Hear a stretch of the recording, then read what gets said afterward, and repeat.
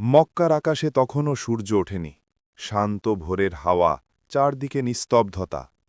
সেই সময় বনি হাসিম গোত্রের এক ছোট ঘরে একটি কন্যা শিশুর কান্না ধ্বনিত হল। এক নবজাতকের প্রথম নিঃশ্বাসে যেন পৃথিবী আলোকিত হয়ে উঠল। তার নাম রাখা হল ফাতিমা।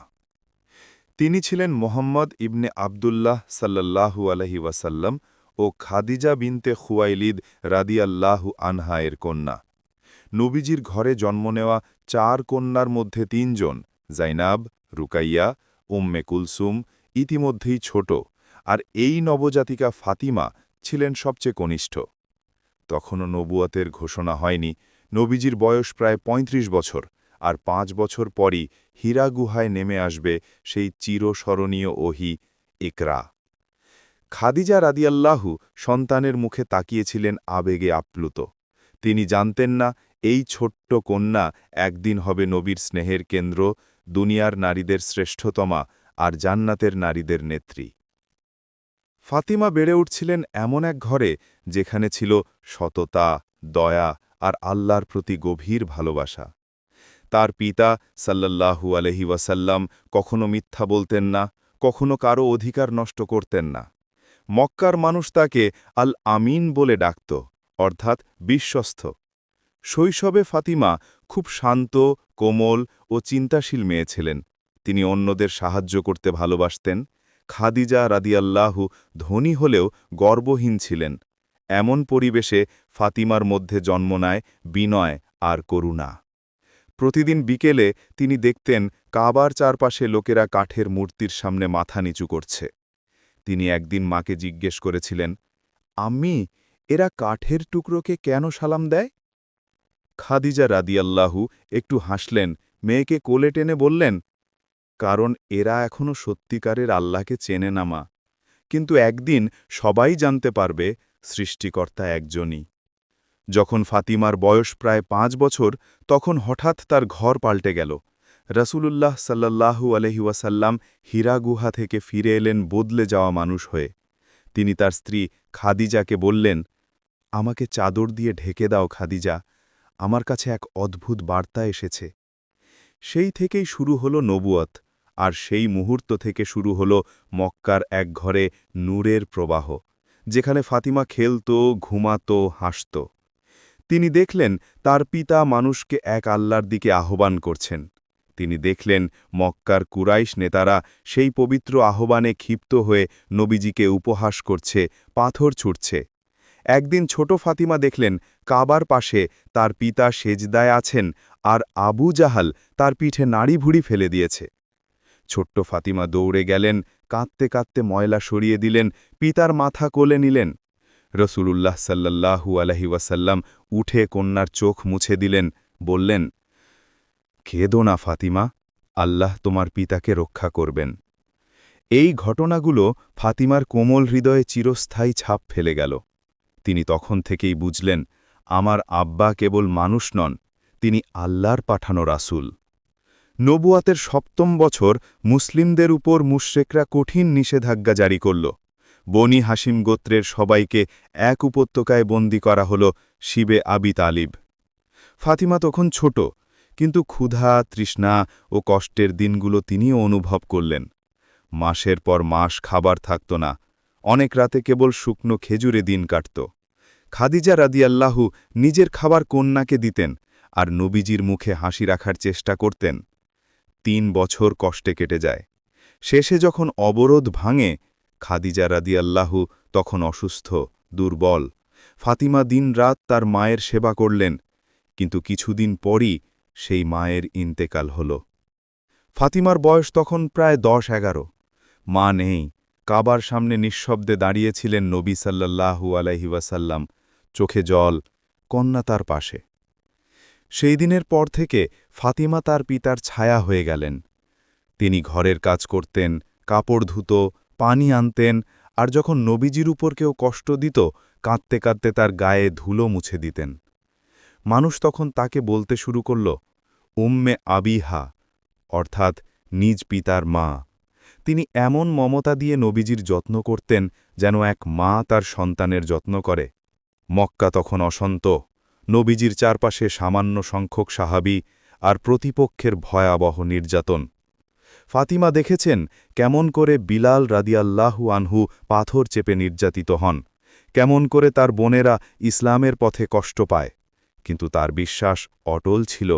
তিনি বলতেন, আব্বা, আমি ভয় পাই না, আল্লাহ আমাদের সাথে আছেন। যখন মুসলমানরা একে একে মদিনায় হিজরত শুরু করল, ফাতিমা তখনও মক্কায় ছিলেন নবীজির সাথে।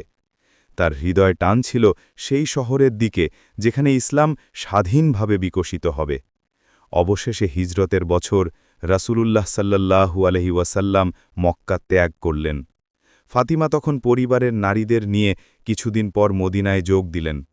রাসূলুল্লাহ সাল্লাল্লাহু আলাইহি ওয়াসাল্লাম যখন কুবা নগরীতে তাকে বরণ করলেন, তখন কন্যার চোখে আনন্দের জল।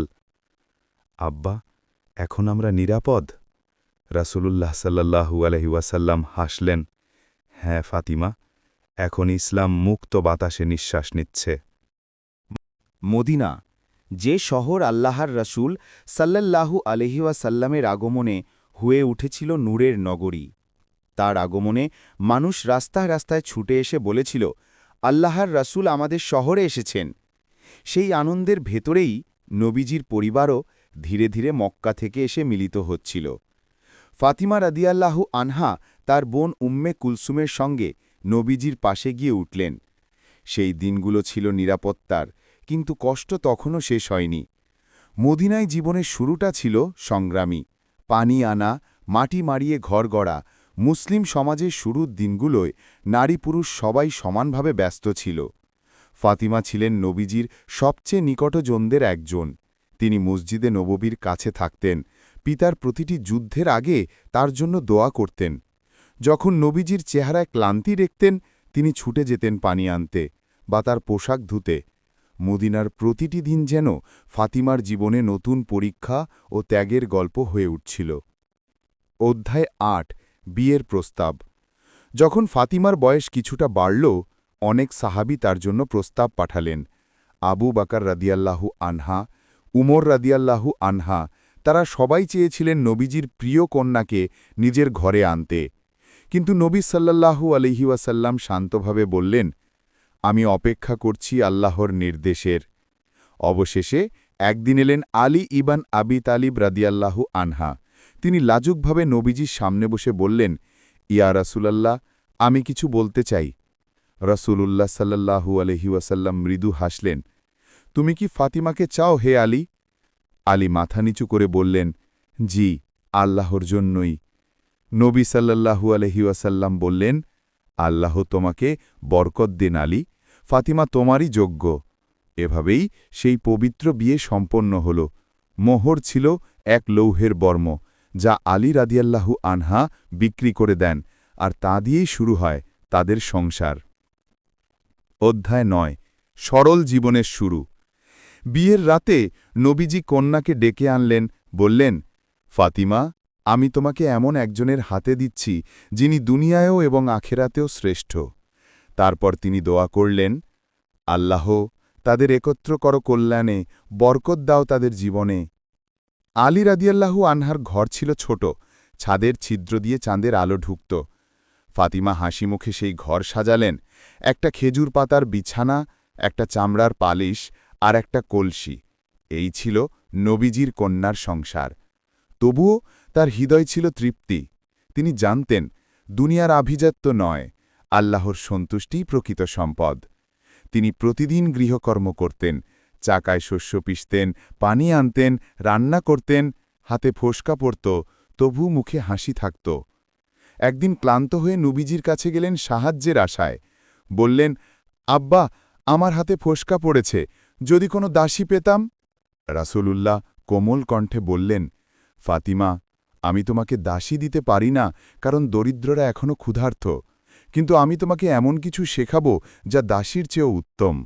তিনি শিখিয়ে দিলেন তাসবিহে ফাতিমা, ৩৩ বার সুবহান আল্লাহ, ৩৩ বার আলহামদুলিল্লাহ আর ৩৪ বার আল্লাহু আকবার।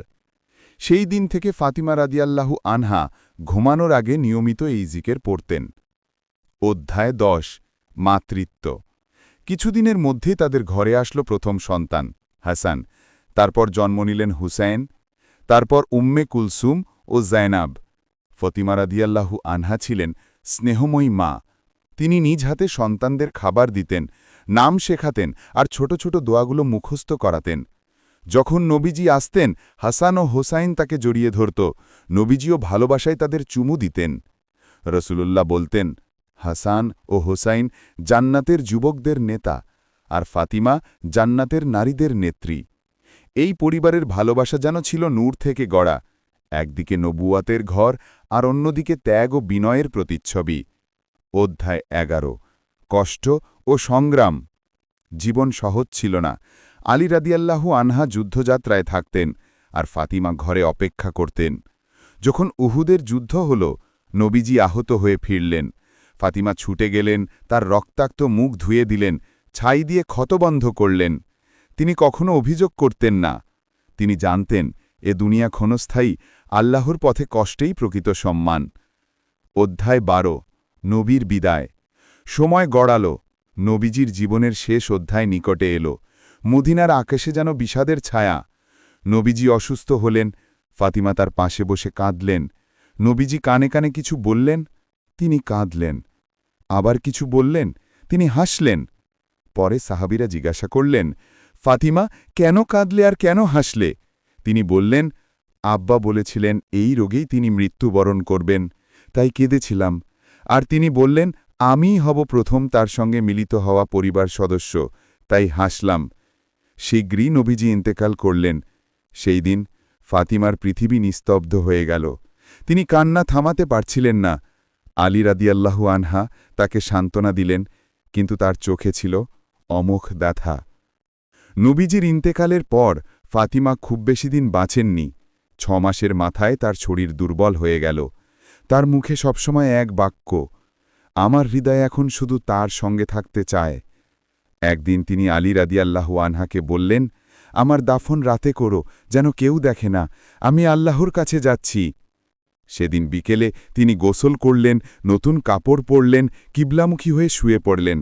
তিনি ধীরে ধীরে কোরআন তেলাওয়াত করছিলেন, তারপর নীরব হয়ে গেলেন। আলী রাদিয়াল্লাহু আনহা তার জানাজা সম্পন্ন করলেন রাতে, খুব নীরবে। নবীজির কবরের পাশে তার কবর। চারপাশে মৃদু বাতাস বইছিল, মনে হচ্ছিল আকাশও কাঁদছে।